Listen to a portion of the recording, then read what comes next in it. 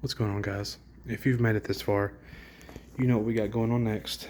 The axles on a 94 Dodge Stealth front wheel drive. Drivetrain is out of a 91 Eagle Talon front wheel drive. So, key thing to note here is this is probably the easiest route to go with the front wheel drive. From everything I've read, a 91 transmission with the spline counts match up better than the other front wheel drive transmissions. I haven't looked up enough about that, so I don't know if what I'm going to tell you applies to the 2G front wheel drive guys. Some of it can be implemented, I'm sure, but for my setup, this is what's going to work for me with a 91 transmission. So the main difference is being the transmission is a 25 spline, where the hub of this car is a 27 spline, if I can remember correctly. That's the key thing to look up when you're doing this, is you need to know your spline counts.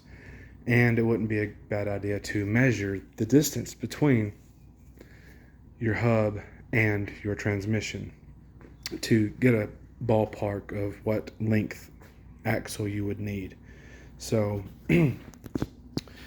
these are the Talon axles that will not be used. I originally thought it'd be nice to try to implement them in some kind of way, even if I got a shop to, say, cut and weld new axles together to make a one-piece driver's side axle. But this is going to be probably the best for time, and in the long run it'll get it running, and it's not going to cost too much to do it.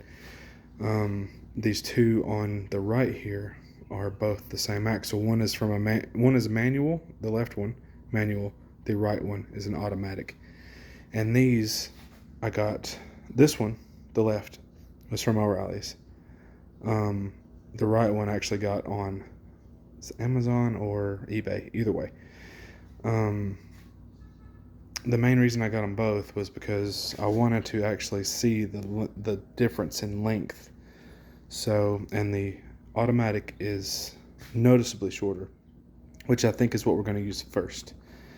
So if you go to order these axles, you'll want to order a 90, I think I ordered a 91 or 92 front wheel drive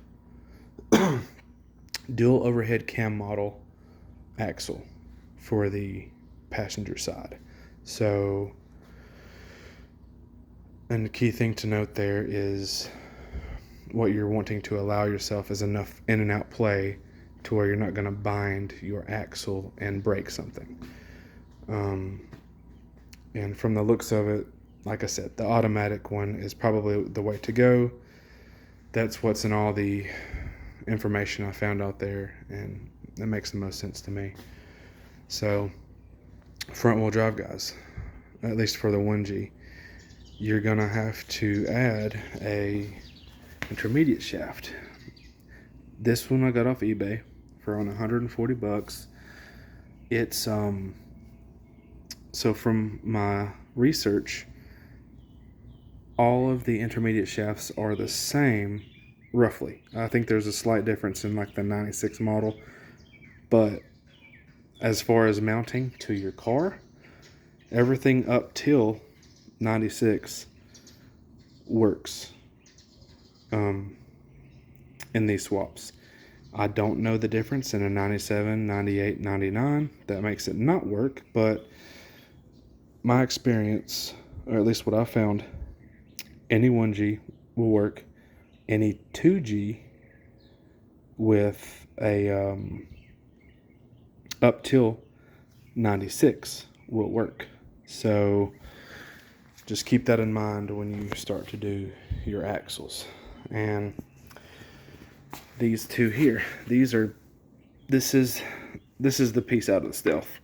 As you can see, they are different, obviously. So I'll be taking that apart. And the reason I have them both here is, so this one is actually the passenger side.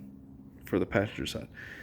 And it is noticeably shorter in length. So my thoughts are, if this one is too long, then I will be able to swap these cups and shorten this one. At least, you know, it's a noticeable difference in length. You can tell the difference in the length of the shaft here. I mean, it's at least an inch, right? So, but that's just the driver's side's going to be a bit of a trial and error.